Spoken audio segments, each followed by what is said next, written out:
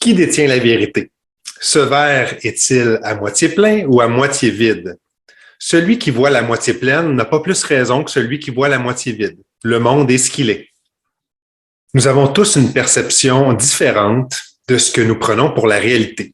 C'est ce qui fait que face à une situation, on aura des réactions qui seront différentes. Choisir que le verre est à moitié plein ou à moitié vide ne changera rien.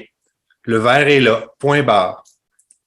Par contre, ce choix nous influence nous-mêmes, le choix de voir le verre à moitié plein ou à moitié vide. C'est à partir de la partie sur laquelle on décide de porter notre attention, la partie du verre, qui nous transporte dans un état d'esprit, que ce soit optimiste ou pessimiste. Il est tout à fait normal que notre regard se porte sur le verre à moitié vide, que notre regard se porte sur les déficits ou sur les menaces, puisque notre cerveau est programmé de cette façon-là. Nous remarquons plus rapidement ce qui cloche, ce qui ne va pas, et nous avons tendance à mieux retenir les mauvaises nouvelles ou ce qui nous déplaît. Bien souvent, notre cerveau anticipera les multiples possibilités selon ses propres filtres à lui, mauvaises nouvelles ou ce qui nous déplaît en se référant à nos expériences passées et nous donnera immédiatement l'image et les sensations qui vont correspondre.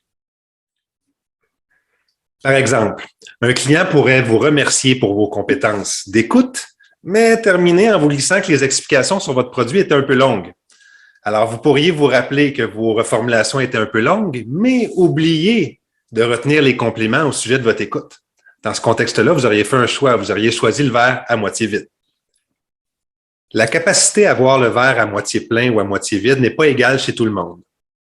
Monsieur Martin Seligman, chercheur du Positive Psychology Center à l'Université de Pennsylvanie aux États-Unis, estime que c'est une capacité qui se développe consciemment.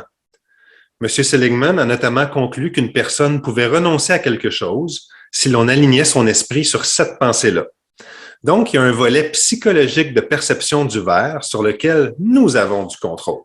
En guise d'illustration, même après avoir vécu une semaine professionnelle très, très difficile, vous pourriez réfléchir à une réussite que vous avez vécue dans votre semaine qui vous a fait vivre un sentiment de fierté.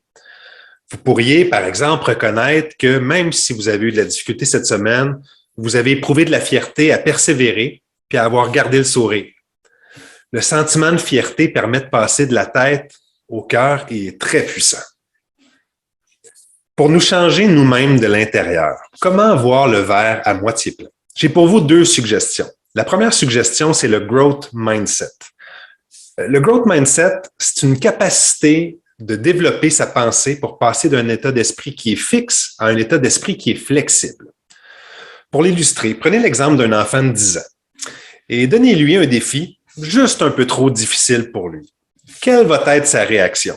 Alors là, vous pourriez en avoir de toutes sortes, mais notamment, vous pourriez avoir « Ah oui, j'adore les défis ». À ce moment-là, on aurait un état d'esprit qui est plus flexible.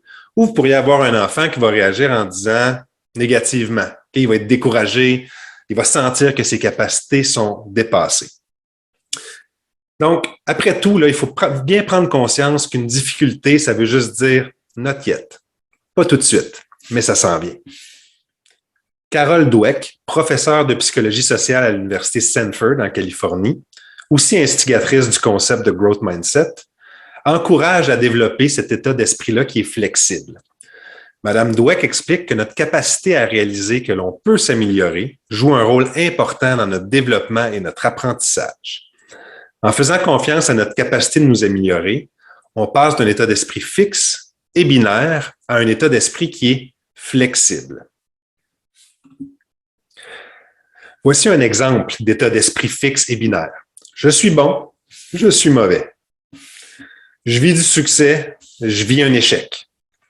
A contrario, un exemple d'un état d'esprit flexible. J'ai confiance en mes capacités d'apprendre. Je suis en train d'apprendre. Je fais peut-être des erreurs, mais je sais que je peux m'améliorer.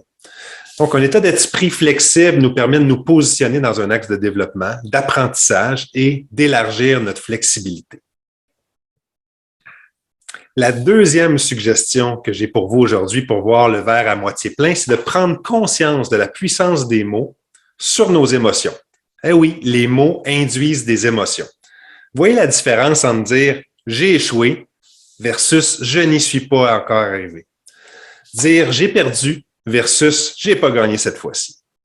J'ai eu l'air d'un imbécile versus j'ai pas paru à mon meilleur, mais j'ai appris. Donc, la formulation induit pas la même émotion. Je vous invite à mettre la vidéo sur pause et à faire l'exercice. Seulement de formuler des phrases et voyez comment vous vous sentez dans une formulation plutôt que dans l'autre. Pour ne pas que le verre soit toujours à moitié vide, pour réguler vos émotions, vous devez d'abord les reconnaître et en comprendre la source. Le seul fait de savoir que vous ressentez une émotion, c'est un premier pas. Il faut ensuite savoir les nommer. Ça suppose une compréhension raisonnable de la gamme des émotions. Donc, développer un riche vocabulaire émotif peut vous permettre de les identifier de façon de plus en plus précise et nuancée.